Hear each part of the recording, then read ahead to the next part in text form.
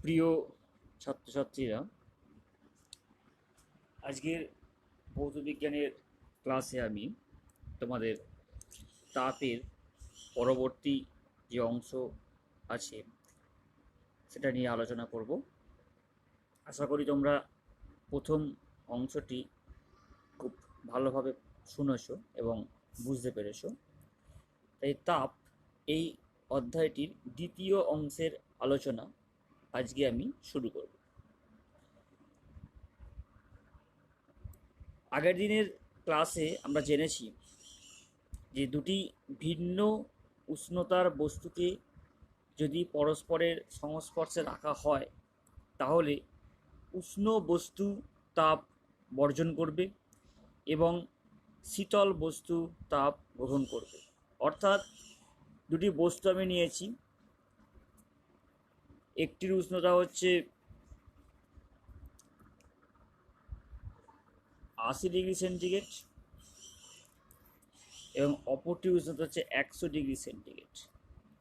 তাহলে যদি দুটি বস্তুকে আমরা পরস্পরের সংস্পর্শে রাখি তাহলে তাপের প্রবাহ হবে কোন দিক থেকে না, যে বস্তুর তাপমাত্রা বেশি সেই বস্তুর দিক থেকে তাপের প্রবাহ হবে যে বস্তুর তাপমাত্রা কম সেই বস্তুর দিকে।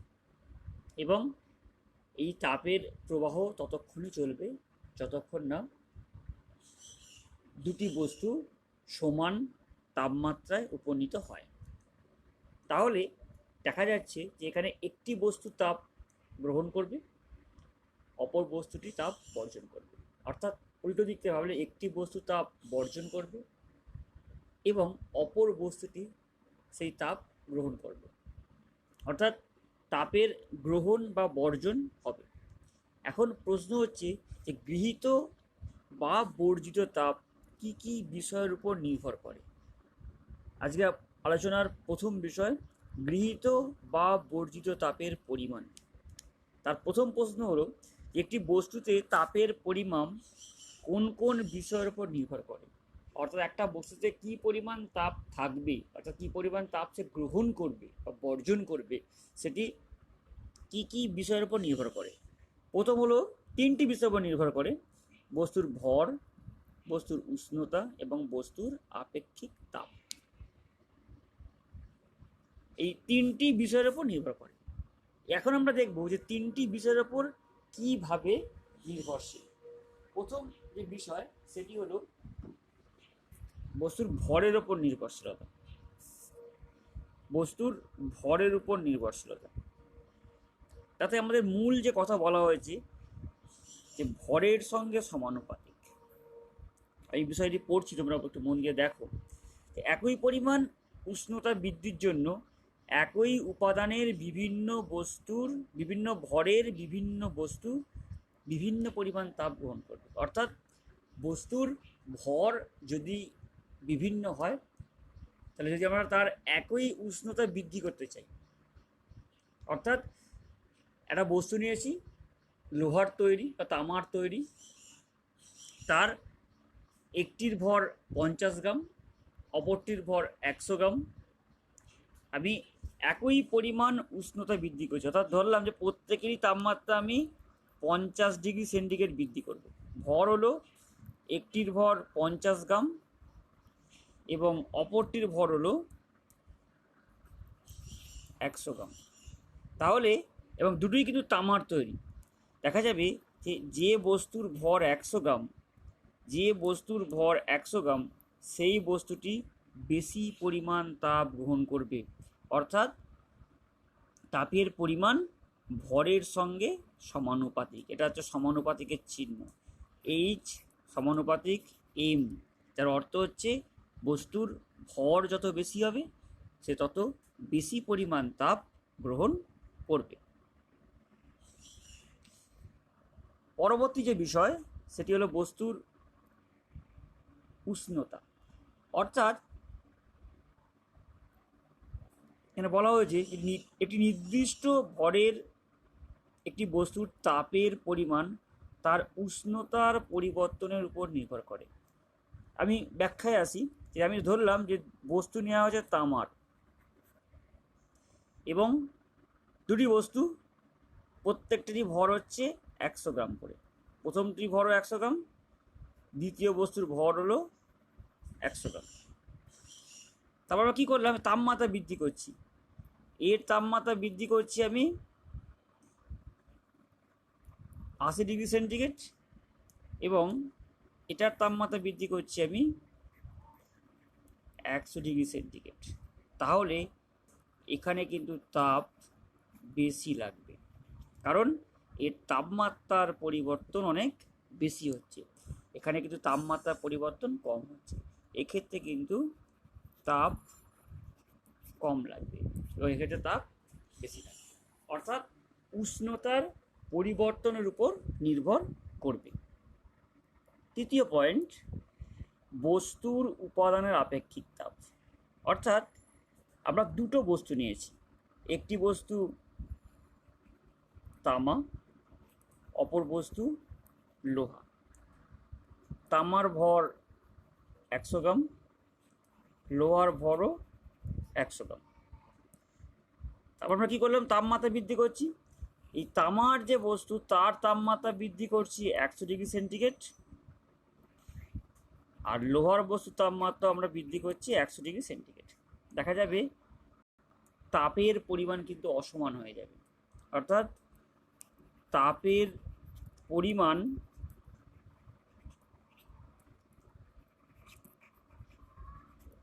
অসমান হবে, অর্থাৎ দুটি ক্ষেত্রে কিন্তু সমপরিমাণ তাপ লাগবে না, কারণ দুটি বস্তুর আপেক্ষিক তাপ সমান নয়। যেহেতু দুটি বস্তু ভিন্ন পদার্থ দিয়ে তৈরি, তাই তাদের আপেক্ষিক তাপও বিভিন্ন হবে, তাই দুটি বস্তু কিন্তু সমপরিমাণ তাপ গ্রহণ করবে না। এবং বলা হয়েছে যে এটা কিন্তু আপেক্ষিক তাপের সমানুপাতিক, আপেক্ষিক তাপের সমানুপাতিক, অর্থাৎ যে বস্তুর আপেক্ষিক তাপ বেশি সেই বস্তু কিন্তু বেশি তাপ গ্রহণ করবে। অর্থাৎ বস্তুর গৃহীত বা বর্জিত তাপের পরিমাণ তিনটি বিষয়ের উপর নির্ভর করে। প্রথমটি হলো বস্তুর ভর, দ্বিতীয়টি হলো বস্তুর উষ্ণতার পরিবর্তন এবং তৃতীয় হলো বস্তুর আপেক্ষিক তাপ। এই তিনটেকে আমরা যদি একসঙ্গে সংযুক্ত করি তাহলে আমরা পাবো কোনো বস্তুতে গৃহীত বা বর্জিত তাপের পরিমাণ H সমান mST, যেখানে m হলো বস্তুর ভর, S হলো আপেক্ষিক তাপ এবং T হলো তাপমাত্রার পরিবর্তন। এই তিনটির গুণফল দ্বারা কিন্তু আমরা বস্তুতে গৃহীত বা বর্জিত তাপের পরিমাণ নির্ণয় করতে পারবো। আমরা পরবর্তী ক্ষেত্রে বেশ কিছু অঙ্ক করব এই তত্ত্ব প্রয়োগ করে। আপাতত আমরা পরবর্তী থিওরি অংশ নিয়ে আলোচনা করি। নেক্সট, পরবর্তী প্রশ্ন, যে তামা এবং রূপা তৈরি দুটি একই আয়তনের মুদ্রাকে ঘরের উষ্ণতা থেকে 100 ডিগ্রি সেন্টিগ্রেড উষ্ণতা পর্যন্ত উত্তপ্ত করা হলো। মুদ্রা দুটি কি সমপরিমাণ তাপ গ্রহণ করবে? উত্তর হলো না, তারা সমপরিমাণ তাপ গ্রহণ করবে, কারণ আমরা জেনেছি যে H সমান mST, H সমান mST। এক্ষেত্রে ভর দুটি আলাদা বস্তু, T কিন্তু সমান, T কিন্তু সমান, S কিন্তু অসমান,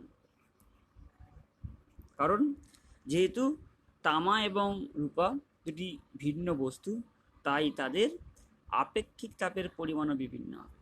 এবং m, যেটা হচ্ছে বস্তুর ভর, এটাও কিন্তু অসমান, কারণ দুটি বস্তুর আয়তন সমান, দুটি বস্তুর আয়তন সমান, ভর কিন্তু সমান বলা নেই।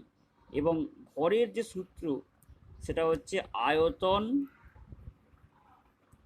গুণিতক ঘনত্ব, এটাই হচ্ছে ভরের সূত্র। তাই যেহেতু লোহা এবং তামা তামা এবং রূপা এদের ঘনত্ব অসমান, তাই ভর অসমান। অর্থাৎ এম এর মানও সমান নয়, এস এর মানও সমান নয়, টি কিন্তু সমান, তাই এই তিনটের গুণফল সমান হবে না, তাই সমান পরিমাণ তাপ এরা গ্রহণ করবে না। নেক্সট, ক্যালোরিমিতির মূলনীতি। ক্যালোরিমিতির মূলনীতি বলতে কি বোঝায়? বলা হয়েছে উচ্চ উষ্ণতার একটি বস্তু নিম্ন উষ্ণতার অপর একটি বস্তুর সংস্পর্শে রাখলে তাদের মধ্যে তাপের বিনিময় ঘটতে থাকবে। এটা আমরা জানি। যতক্ষণ পর্যন্ত না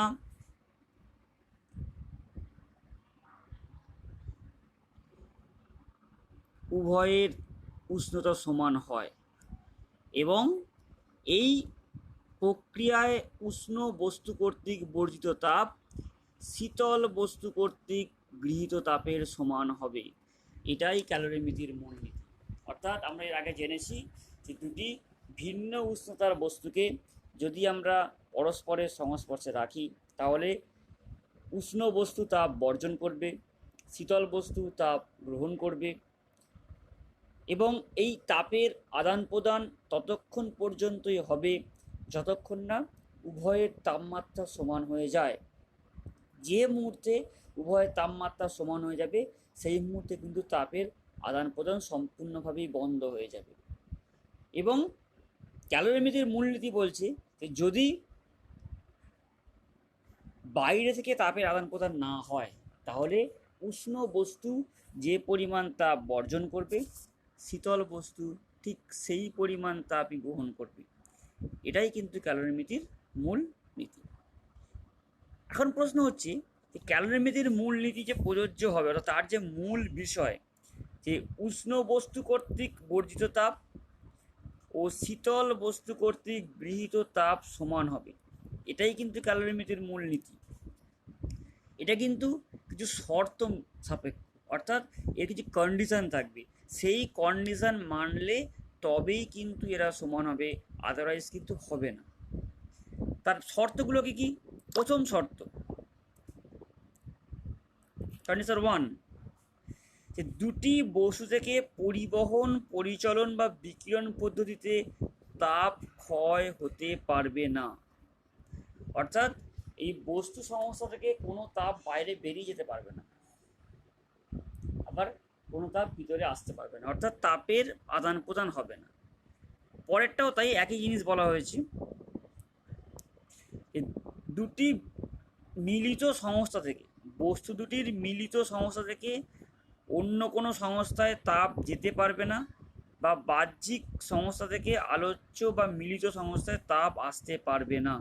অর্থাৎ পরিবেশের সঙ্গে তাপের কোনো রকম আদান প্রদান হবে না। যেমন ধরো যদি আমরা একটি অ্যালুমিনিয়ামের বালতি নিয়েছি, ধাতব বালতি, তার মধ্যে জল রাখা হয়েছে যার তাপমাত্রা 20 ডিগ্রি সেন্টিগ্রেড এবং এই জলের মধ্যে একটি লোহার বল ফেলে দেওয়া হয়েছে যে অনেক বেশি উত্তপ্ত, যার তাপমাত্রা 100 ডিগ্রি সেন্টিগ্রেড। তারপরে কী হবে, লোহার বলটি তাপ বর্জন করবে এবং জল তাপ গ্রহণ করবে। এক্ষেত্রে দেখা যাবে যে লোহার বালতিটি যে পরিমাণ তাপ বর্জন করলো জল কিন্তু সেই পরিমাণ তাপ গ্রহণ করতে পারলো না, কারণ অর্থাৎ এক্ষেত্রে গৃহীত বা বর্জিত তাপের পরিমাণ সমান হবে না। তার কারণ হলো বালতিটাও কিন্তু সেই সঙ্গে উত্তপ্ত হবে, অর্থাৎ লোহার বল যে পরিমাণ তাপ গ্রহণ করবে বর্জন করবে তার কিছুটা অংশ বালতি, ধাতব বালতি কিন্তু গ্রহণ করে নেবে। তার ফলে কিন্তু তাপ, এই দুটি যে বস্তু সংস্থা বলতে এখানে বল এবং বালতির মধ্যে অবস্থিত জল, এদের মধ্যে আবদ্ধ রইল না, তাপ কিন্তু বাইরে বেরিয়ে গেল। তাই এক্ষেত্রে কিন্তু ক্যালোরিমিতির মূলনীতি প্রযোজ্য হবে না। 3 নম্বর পয়েন্ট,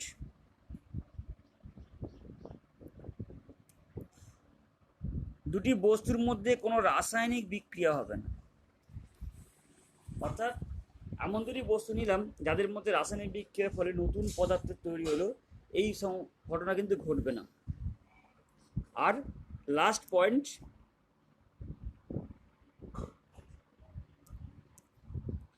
বস্তুদ্বয়ের কোনো অবস্থান্তর ঘটবে না, অর্থাৎ কোনো অবস্থার পরিবর্তন হবে না।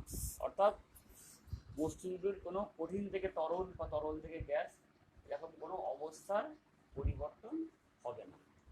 এই শর্তগুলো মেনে চললে তবেই কিন্তু ক্যালোরিমিতির মূল নীতি প্রযোজ্য হবে।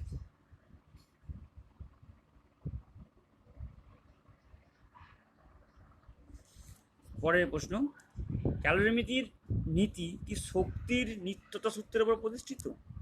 অর্থাৎ ক্যালোরিমিতির মূলনীতি কি শক্তির নিত্যতা সূত্রের উপর মেনে চলে? উত্তর হলো হ্যাঁ, মেনে চলে। কারণ এক্ষেত্রে শক্তির রূপান্তর ঘটে না, কেবলমাত্র তাপ শক্তির স্থানান্তর ঘটে। কাজেই শক্তি ক্ষয় তথা অপচয় যদি বন্ধ থাকে, তাহলে উষ্ণ বস্তু কর্তৃক বর্জিত তাপ এবং অপেক্ষাকৃত শীতল বস্তু কর্তৃক গৃহীত তাপ এরা সমান হবে। তাই এক্ষেত্রে শক্তির নিত্যতা সূত্র মেনে চলবে। পরের প্রশ্ন, ক্যালোরিমিটারে ব্যবহৃত তরলের কি কি আবশ্যকীয় গুণ থাকতে হবে? অর্থাৎ আমরা যে ক্যালোরিমিটার ব্যবহার করি তার মধ্যে একটা তরল পদার্থ থাকে, তার মধ্যে কি কি আবশ্যকীয় গুণ থাকতে হবে, কি ধরনের তরল আমরা ব্যবহার করতে পারবো? প্রথম হলো তার আপেক্ষিক তাপ কম হতে হবে। দ্বিতীয়, তার স্ফুটনাঙ্ক উচ্চ হতে হবে। তৃতীয়, তাপের সুপরিবাহী হতে হবে। চতুর্থ, রাসায়নিকভাবে নিষ্ক্রিয় হতে হবে। এবং পঞ্চম, নিম্ন সান্দ্রতাঙ্ক থাকতে হবে।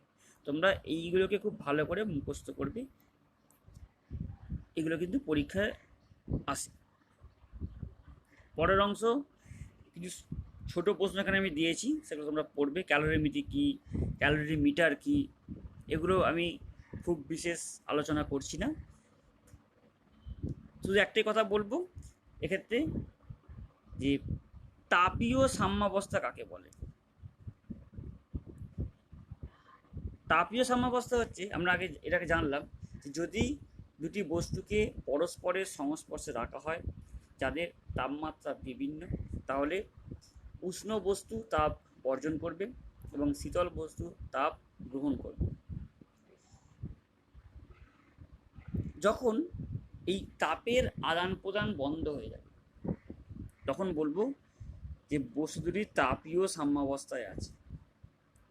অর্থাৎ যখন বস্তু দুটির উষ্ণতা সমান হয়ে যাবে, তখন বলবো যে বস্তু দুটি তাপীয় সাম্যাবস্থায় আছে। অর্থাৎ তাপীয় সাম্যাবস্থায় বস্তু দুটির উষ্ণতা সমান হবে। এখন কিছু অঙ্ক নিয়ে আলোচনা করব, গাণিতিক সমস্যা। প্রথম সমস্যা, 20 ডিগ্রি উষ্ণতার 100 গ্রাম জলকে প্রমাণ চাপে তার স্ফুটনাঙ্কে পৌঁছাতে কত তাপের প্রয়োজন হবে? অর্থাৎ সমস্যাটা যে গৃহীত বা বর্জিত তাপের পরিমাণ, অর্থাৎ H সমান mST। এম দেওয়া আছে, ভর 100 গ্রাম, এস বলা নেই অঙ্কে, কিন্তু জলের আপেক্ষিক তাপ 1 হয় জানা আছে, এবং উষ্ণতার বৃদ্ধি কতটা তাপমাত্রা বৃদ্ধি ঘটালাম। তাপমাত্রা ছিল 20 ডিগ্রি সেন্টিগ্রেড, বৃদ্ধি পেয়ে কত হলো 100 ডিগ্রি সেন্টিগ্রেড, অর্থাৎ উষ্ণতার বৃদ্ধি হলো 80 ডিগ্রি সেন্টিগ্রেড। তাই প্রয়োজনীয় তাপ H সমান mST, 100 গুণিতক 1 গুণিতক 80, অর্থাৎ 8000 ক্যালোরি। এটা হলো গৃহীত বা বর্জিত তাপের পরিমাণ। নেক্সট,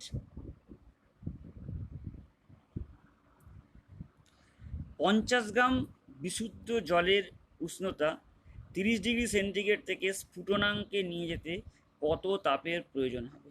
আবারও সেই তাপের প্রয়োজন, তাই সূত্র হচ্ছে এইচ সমান এমএসটি। দেখো এখানে এম এর মান কিন্তু বলা আছে, ভর 50 গ্রাম। দ্বিতীয়, জলের আপেক্ষিক তাপ আমরা জানি এস বলা আছে। এবং তৃতীয়, তাপমাত্রার পরিবর্তন কি বলা হয়েছে না 30 ডিগ্রি থেকে তার স্ফুটনাঙ্ক, অর্থাৎ 100 - 30 70 ডিগ্রি।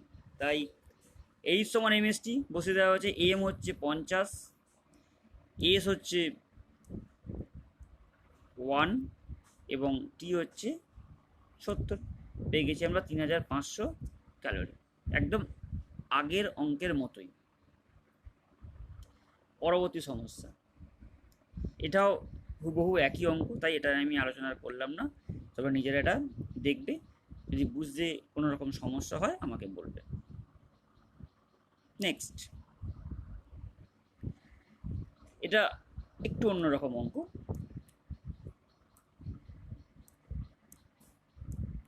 বলা হয়েছে যে 0 ডিগ্রি উষ্ণতার 30 গ্রাম জলের সঙ্গে 30 ডিগ্রি সেন্টিগ্রেড উষ্ণতায় 50 গ্রাম জল মেশানো হয়েছে। মিশ্রণের চূড়ান্ত তাপমাত্রা কত হবে? এই সমস্যাটি কিন্তু ক্যালোরিমিতির মূলনীতির ওপর ভিত্তি করে তৈরি হয়েছে। তাই উষ্ণ বস্তু কীভাবে তাপ বর্জন করবে এবং শীতল বস্তু তাপ গ্রহণ করবে। তাহলে 0 ডিগ্রি সেন্টিগ্রেড উষ্ণতায় যে জল, সে কিন্তু তাপ গ্রহণ করবে। এবং ধরে নিয়েছি যে তাপীয় সাম্যাবস্থা যখন আসবে, অর্থাৎ যখন দুই প্রকার জলের তাপমাত্রা সমান হয়ে যাবে, তখন তাপমাত্রা হবে টি ডিগ্রি সেন্টিগ্রেড। তাই 0 ডিগ্রি উষ্ণতার 30 গ্রাম জল কর্তৃক গৃহীত তাপ H1 সমান এমএসটি। সেই ভর হচ্ছে 30, আপেক্ষিক তাপ জলের 1 এবং তাপমাত্রার পরিবর্তন T-0, অর্থাৎ 0 ডিগ্রি ছিল, সেখান থেকে বৃদ্ধি পেয়ে টি হয়েছে, তাই এর অ্যান্সারটি হলো 30T। এবং 30 ডিগ্রি সেন্টিগ্রেড উষ্ণতায় 50 গ্রাম জল কর্তৃক বর্জিত তাপ, এটাও এমএসটি। ভর হচ্ছে 50, আপেক্ষিক তাপ 1 এবং তাপমাত্রার পরিবর্তন, তাপমাত্রা কিন্তু কমেছে, 30 ডিগ্রি ছিল, তার তাপমাত্রা কমবে, তাই 30 - T হয়েছে, অর্থাৎ 50 গুণ 30 - T। এবং ক্যালোরিমিতির মূলনীতি বলছে গৃহীত এবং বর্জিত তাপের পরিমাণ সমান হবে, তাই সেখান থেকে সমান করে আমরা মিশ্রণের চূড়ান্ত তাপমাত্রা নির্ণয় করতে পেরেছি। নেক্সট প্রবলেম, এটাও একই রকমের সমস্যা, যে 100 ডিগ্রি সেন্টিগ্রেড উষ্ণতার 50 গ্রাম জলের সঙ্গে 100 গ্রাম শীতল জল মেশানো হলো। মিশ্রণের চূড়ান্ত উষ্ণতা হচ্ছে 60 ডিগ্রি সেন্টিগ্রেড। শীতল জলের উষ্ণতা কত ছিল? তাহলে ধরে নিলাম যে শীতল জলের উষ্ণতা ছিল টি ডিগ্রি সেন্টিগ্রেড। এবার উষ্ণ জল কি পরিমাণ তাপ বর্জন করবে? তাহলে উষ্ণ জলের ভর 50, আপেক্ষিক তাপ 1 এবং তাপমাত্রা কত ছিল 100 ডিগ্রি সেন্টিগ্রেড, কমে কত হয়েছে 60 ডিগ্রি সেন্টিগ্রেড, অর্থাৎ তাপমাত্রার পরিবর্তন 100 - 60, অর্থাৎ 50 গুণ 40 মানে 2000 ক্যালোরি হলো। এবারে শীতল বস্তু কর্তৃক গৃহীত তাপ, অর্থাৎ শীতল বস্তু কি পরিমাণ তাপ গ্রহণ করবে, সেটাও এমএসটি। তাই তার ভর হচ্ছে 100, এস হলো 1 এবং টি হলো কি, তার তাপমাত্রা বৃদ্ধি পেয়েছে কিন্তু, অর্থাৎ এখন তাপমাত্রা 60, আগে ছিল টি, এই 60 - T, অর্থাৎ 100 গুণিতক 60 - T, এটা হচ্ছে শীতল জল কর্তৃক গৃহীত তাপ। এবং ক্যালোরিমিতির মূলনীতি অনুসারে কী হবে, এই দুটোর মান সমান হবে। তারপর আমরা সমাধানের নিয়ম অনুযায়ী টি এর মান নির্ণয় করেছি, অর্থাৎ শীতল জলের তাপমাত্রা নির্ণয় করতে পেরেছি। এই হলো আজকের ক্লাস, তোমরা প্রত্যেকে মন দিয়ে শুনবে, আশা করি সকলেই বুঝতে পারবে। তাপের পরবর্তী ক্লাসে আমি পরবর্তী বিষয় নিয়ে আলোচনা করব।